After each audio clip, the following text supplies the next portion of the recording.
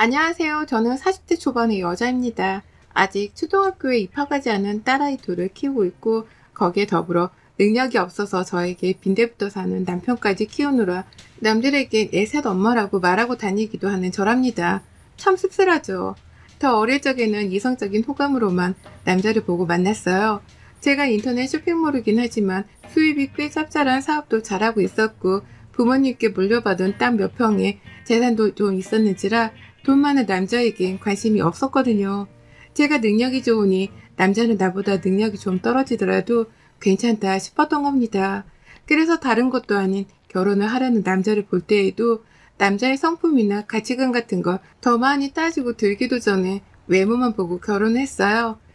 제가 이성적으로 호감을 느끼는 타입의 남자였던 남편은 그런 제 기준에 딱 떨어지는 남자였고요. 그렇게 결혼을 해서 지금껏 딸 둘을 낳고 살고 있었답니다. 결혼해보신 분들은 다 아시겠지만 이게 참 만만한 게 절대 아니잖아요. 저는 특히나 힘들고 지쳐 죽겠는 생활을 반복해왔어요. 쇼핑몰 일이라는 게 낮밤이 따로 존재하는 것도 아니어서 대다수의 시간을 일에 할애하며 살았던 저였습니다. 다만 그렇게 살아도 괜찮다 생각을 했어요. 밖에서 돈을 잘 벌어오지 못하는 남편을 대신해서 제가 집안의 가장 역할을 해야 한다 여겼으니까요. 저희 남편은 소위 말하는 백수였습니다. 자기 말로는 프리랜서라고 하는데요. 사실상 1년 중에 일하는 날이 한 달도 채 되지를 않는 무직에 가까운 사람이었죠. 디자인 관련 일을 하고 있고 쇼핑몰 일을 하는 제가 봐도 능력이 있어 보이는 사람이었는데요. 이상하리만큼 결혼하고서 일을 하려 하진 않더라고요.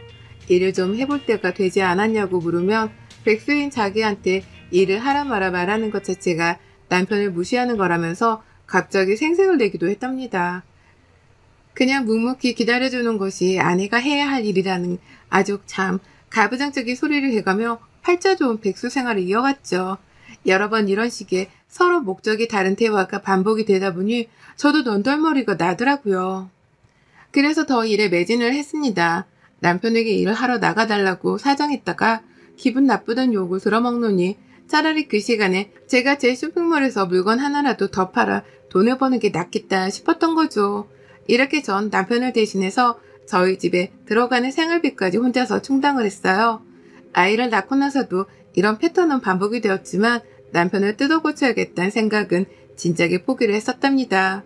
그렇다 보니 저는 더 도끼를 문 채로 일을 했고 아이를 생각해서라도 더 잘 돼야겠다는 생각에 돈 버는 생각만 하고 살았던 것 같아요. 부모님이 물려주신 재산은 혹시 모를 상황에 대비해서 저희 아이들 몫이라며 그대로 통장에 남겨뒀고요.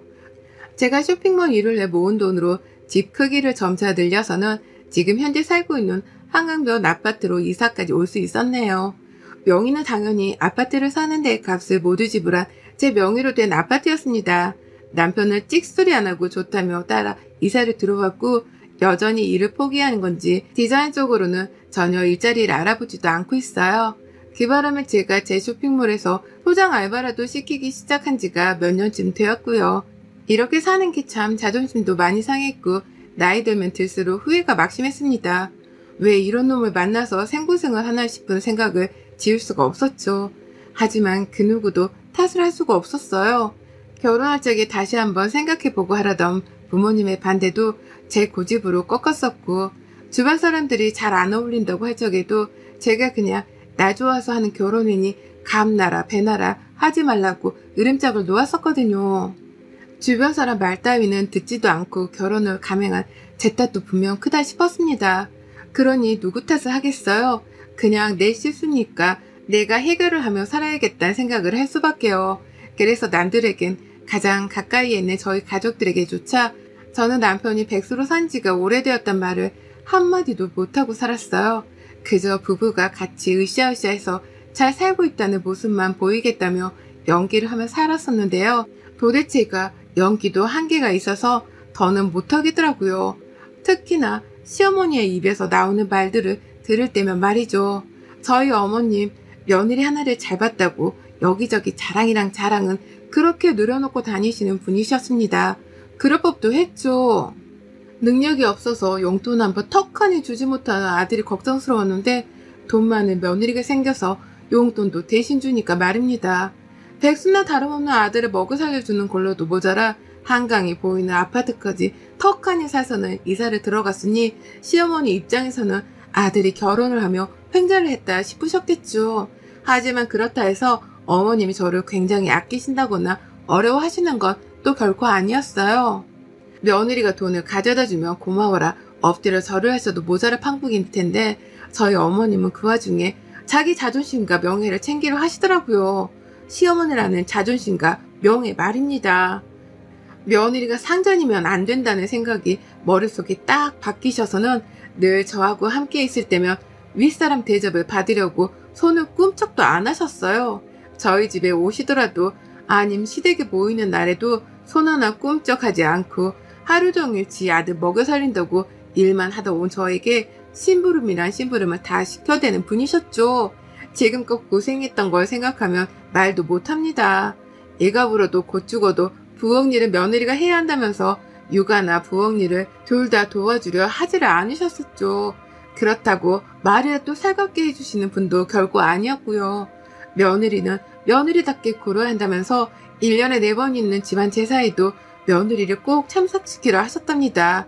이게 저한테는 개인적으로 가장 고역이었는데요. 백수 아들을 대신해서 일하느라 똥줄 타는 며느리를 배려해 주시기는커녕 늘 제사 때만 되면 저를 어떻게든 부려먹지 못해 안달이셨죠. 제사 음식도 당연히 돈 많은 제가 다 사놔야 하는 것이었고 급기야 제사 때 모이게 되는 친척 아이들에게 줘야 할 용돈까지도 제 지갑에서 빠져나가곤 했답니다. 저를 아주 집안 굴러가는 데에 써야 하는 돈줄로만 취급을 하신다는 것이었죠. 어머님이며 남편이며 제가 제사 음식을 마련한 걸로도 모자라 친하지도 않은 애들 용돈을 줄 때도 자신이 주는 것 마냥 바로 옆에서 생색을 내며 어깨를 으쓰게 되셨어요. 돈을 대신 내주는 며느리 앞에서 염치가 없다고 미안해할 법도 한데 저희 어머님은 절대로 그런 모습을 보이지 않으셨답니다. 정말 미치고 펄쩍 뛸 노릇이었죠.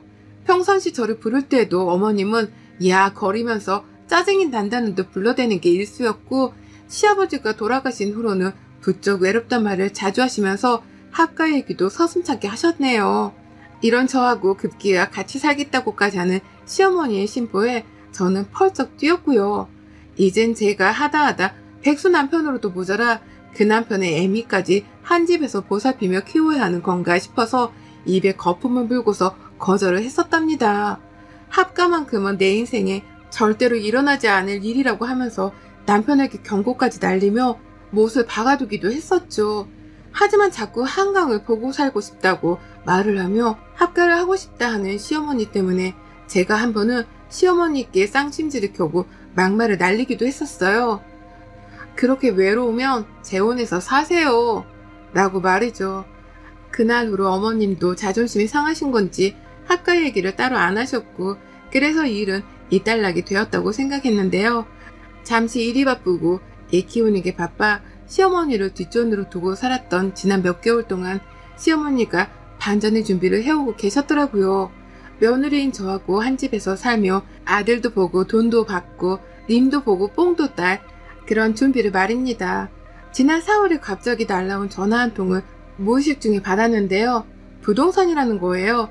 집을 내놓은 것도 없고 집을 살 것도 아닌데 부동산에서 왜 전화가 왔나 싶어서 황당해 했는데 이내 알아차렸죠.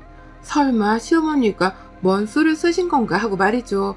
그리고 아니나 다를까 부동산 사장님이 시어머니 동네 이름을 언급하면서 여기 집 내놓으신 거 살 사람 있는데요 라고 하시는 겁니다. 그 순간 온몸에 소름이 쫙 돋았네요.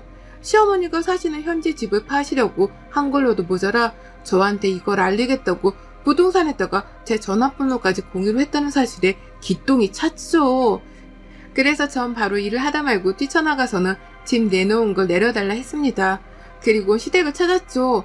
어머님은 처음에 당황을 하시다가 나중엔 네가 뭔데 집을 내놓지 말라 난리야. 내가 내 아들 보러 들어가 살겠다는데 라고 하며 우겨대셨어요.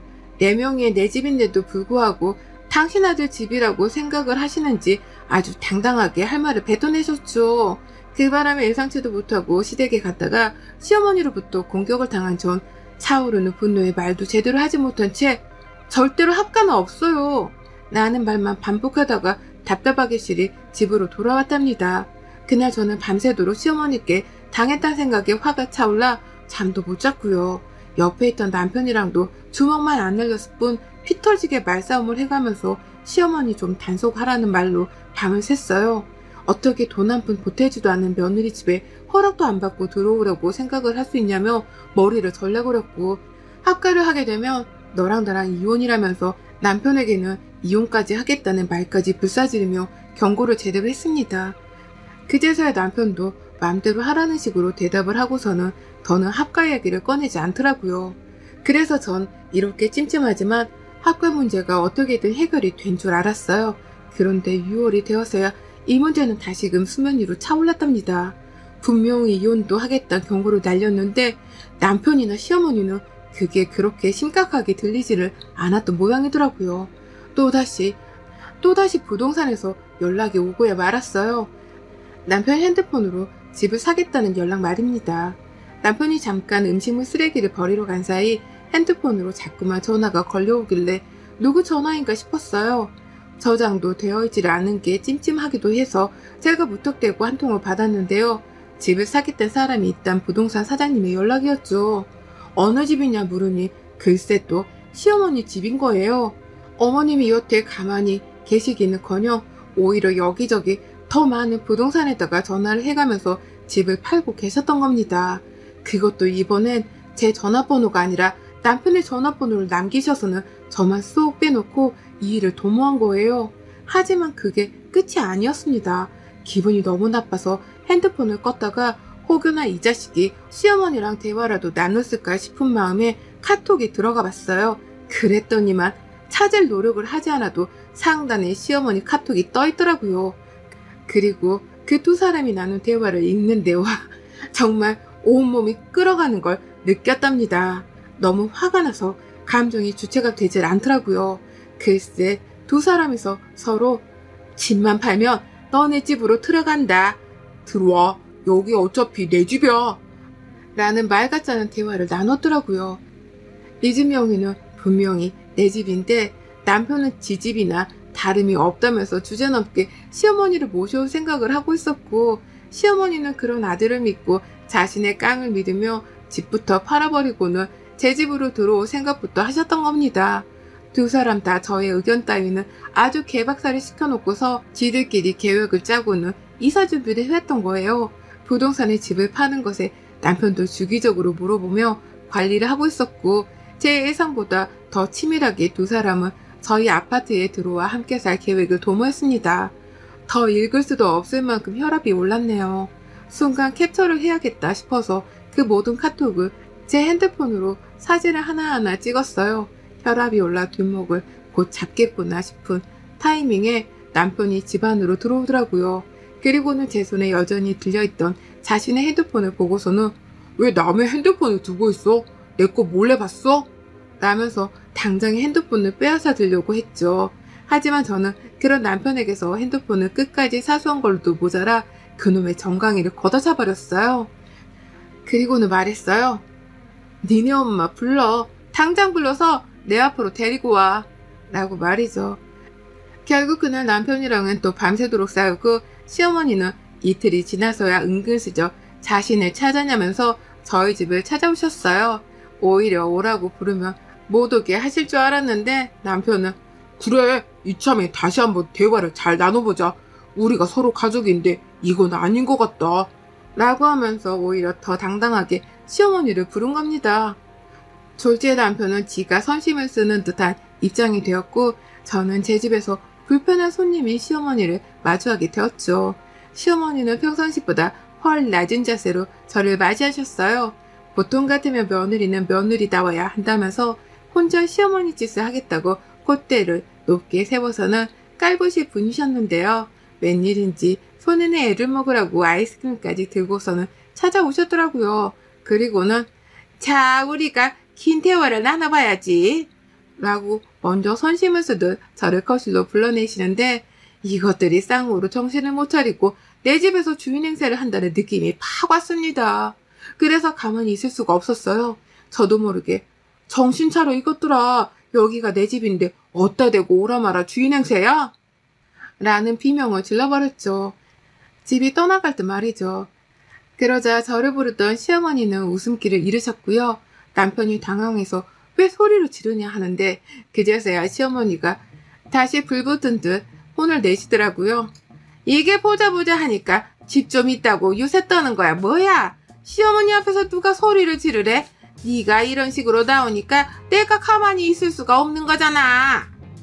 네가 자꾸 집 있는 유세를 떨어대니까 내가 내 아들 길을 살리기 위해서라도 네 콧대를 꺾어놔야 하는 거잖아. 쟤 저럴 줄 알았어. 남편 알기를 우습게 한다고 내가 몇 번이나 말했잖냐. 당장 니들 이 집 명의 공동명의로 바꿔놔라. 당장 변호사를 부르던 법원으로 쳐들어가던 해서 명의를 바꿔놓으라고. 네 명의 말고 네 남편이랑 같이 하는 공동명의로 바꿔. 라고 하셨죠. 내 집에서 내가 내 집이라고 유세를 떠는 게 뭐 그리 잘못인 건지 남편한테 제가 집 가진 걸로 남편을 우습게 여기면서까지 유세를 떠는 중이라고 대놓고 이간질을 하는 시어머니의 말씀에 뒷목이 땡겼어요. 근데 남편은 그런 시어머니를 진정시키기는커녕 그 와중에 시어머니를 거들면서 감히 명의를 공동명의로 바꾸자는 소리를 뱉어내더라고요. 그래, 우리 그냥 가진 집은 공동명의로 해놓자. 안 그럼 나는 평생 이렇게 집 못 가진 채로 자존심이 상할 거고 우리 엄마가 합가하러 들어오시고 나서는 이런 마찰이 더 자주 생길 거 아니야. 라고 하면서 말이죠. 합가는 꿈도 꾸지 말아야 할 놈이 합가를 하게 되었다는 듯이 말을 하는데 와 정말 뭐 이런 까마귀들이 다 있나 싶었습니다. 제 말을 귀등으로도 듣지 않고서 지들끼리 하고 싶은 걸 다 해가면서 저를 농락하는 걸 더 이상을 봐줄 수가 없었죠. 그래서 저 시어머니가 돈을 시퍼렇게 들고 보는 앞에서 알겠다고 했습니다. 합가고 뭐고 다 뜻대로 해드릴 테니까 내일 날 밝으면 자세히 얘기하자는 발로 상황을 종료시켰어요. 예상치도 못한 저의 대답에 당황한 남편과 시어머니는 잠시 혼란스러워하셨으나 제가 언제 또 말을 바꿀지 모른다 싶었는지 그래 그럼 내일 다시 이 문제에 대해서는 얘기를 나누자 라고 하면서 즐거워라 마무리를 지으시더라고요. 그리고는 어머님이 집을 나가셨죠. 그리고 전 그날 밤 남편과 남아 끝장을 봤습니다. 변호사한테 전화를 걸어 도움을 요청했거든요. 집을 멋대로 팔아서는 내 집에 들어오겠다고 하는 시어머니의 말씀. 그런 와중에 뒷전에 서서 모른 척하고 있다가 은근슬쩍 합가를 강요하던 걸로도 모자라 합가 도모를 하고 있던 남편. 이놈들의 태도가 하나도 수상쩍고 꺼림칙해서 제가 남편 핸드폰 내역을 본 다음날 아침 바로 이혼 전문 변호사를 찾았습니다. 변호사를 찾아가서 재산분할 상담도 받고 시어머니를 고소할 수 있는 방법은 없나 따져도 보고 정말 별짓을 다 했죠. 그러고 나서 답변을 들었어요. 남편이랑 같이 산 세월이 10년이 넘었기 때문에 재산분할은 있을 수 있겠으나 저희 친정에서 제가 물려받은 유산은 재산분할에 해당되지 않을 뿐더러 그간 백수여서 생활비 한 푼 보태지 않은 걸로도 모자라 결혼 파탄의 책임이 있으면 위자료를 받을 수 있다더라고요. 부부간 부양의 의무를 지키지 않으려 해왔던 것도 이혼 사유가 충분히 된다면 말이죠. 거기에 가사나 육아도 떠맡지 않고 산 것이 증명이 되면 재산 분할을 7대3으로 낮출 수도 있다고 하는데 그 말에 이혼을 해야겠다 싶더라고요.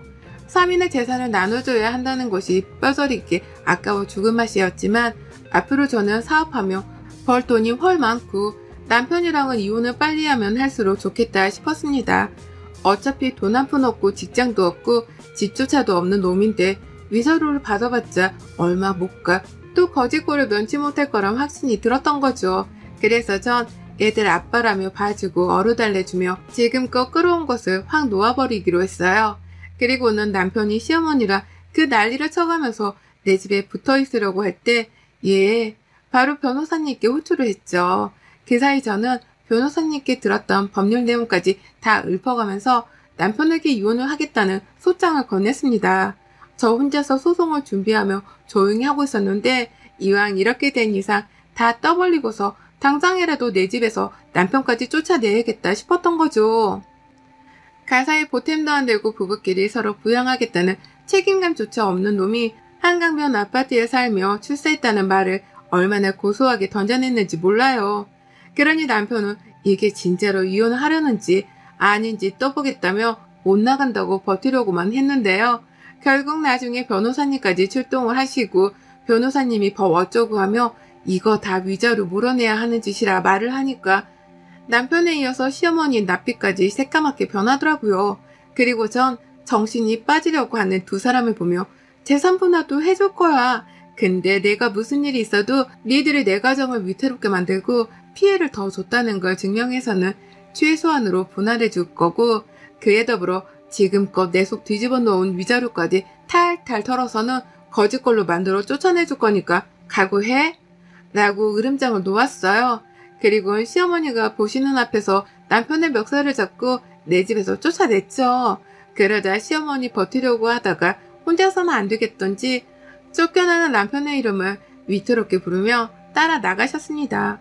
그리고는 그렇게 두 사람은 그제서야 내 집에서 모두 다 나가버렸네요. 밖에서 소란 피우면 경찰도 부르겠다는 소리를 하니 시어머니는 안 되겠다 싶었는지 남편을 데리고 본인 집으로 돌아가셨어요. 밤새도록 걸려오는 남편 연락에 시어머니 연락까지 정말 핸드폰에 불이 날 지경이었지만 저는 꼼짝도 않고 변호사님이랑 이혼소송에 박차를 가하겠다는 계획만 더 깔끔하게 세웠습니다. 집 비밀번호도 바꿔버렸네요. 남편이 돈을 지불한 거라곤 지가 입을 옷까지밖에 없었기에 남편 옷들만 캐리어 가방 하나에 싸서는 시댁으로 보냈더니 저희 시어머니가 어쩐 줄 아세요? 그 가방을 그대로 혼자 일궈지고서는 저희 집으로 찾아오셨답니다. 제 발로 직접 혼자서만 집을 찾아오신 어머님. 합가해달라고 또 조르려고 오셨나 싶었는데 이게 웬걸? 아주 을중에 을이 되어서는 갑인저를 대하느라 난리셨어요. 허리 숙여 저희 집 안에 들어오시더니만 제 눈치를 보느라 소파에 앉지도 못하시더라고요. 바로 전날까지만 하더라도 저한테 합가 얘기를 나누자며 오라마라 손가락질을 딱딱 하시던 분이셨는데 말이죠. 제 눈치를 그렇게 보시던 어머님을 전 끝까지 소파에 앉으라 말하지도 않았습니다. 저 혼자 제 집안의 소파에 앉고서는 서있던 어머님께 왜 오셨는데요? 라고 물었어요. 그러자 어머님, 그간의 시어머니 기강을 세운다며 콧대 높게 살던 모습은 어디로 가고 이제 와서 깨갱거리며 저한테 부탁을 하시더라고요.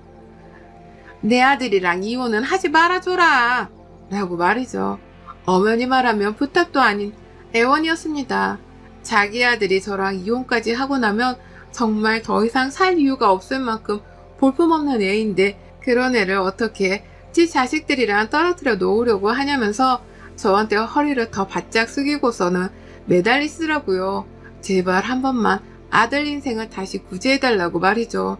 하지만 저 그런 시어머니를 가소롭다는 듯이 지켜보기만 하고 애원을 하실 만큼 하시도록 구경거리 마냥 지켜보다가 할 말 다 했으면 나가세요 라고 티니 현관문까지 열어드렸어요. 그러니 어머님 제 기분을 수틀리게 하고 싶지 않으셨는지 너만 믿는다 라고 하면서 울먹이며 집을 나가시더라고요.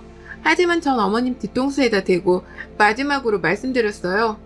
어머님, 저는 어머님께 믿음을 드릴 마음이 없답니다.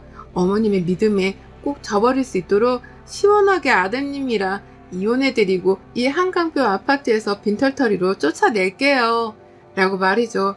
그리고는 곡소리가 나오려고 하는 어머님의 표정을 본 채로 바로 현관문을 닫고 걸어잠궈 버리기까지 했네요. 이혼을 하기까지의 결심을 하는 게 결코 쉽지 않았는데 하기로 마음먹고 나서 보니 왜 진작 하려고 하질 않았는지 후회 막심입니다. 그 정도로 이제서야 합가 히스테리에서 벗어나고 속도 시원해지려 하네요. 얼른 이혼하고 남편의 흔적도 다 없애버리고서 후련하게 저 혼자서의 혼자서기를 해보렵니다. 황금알 낳아주는 거위를 제 손으로 쫓아낸 시어머니와 남편이 평생 후회로만 범벅이 되어 사시길 바라며 말이죠. 여러분의 생각은 댓글로 남겨주세요. 오늘도 시청해주셔서 정말 감사합니다.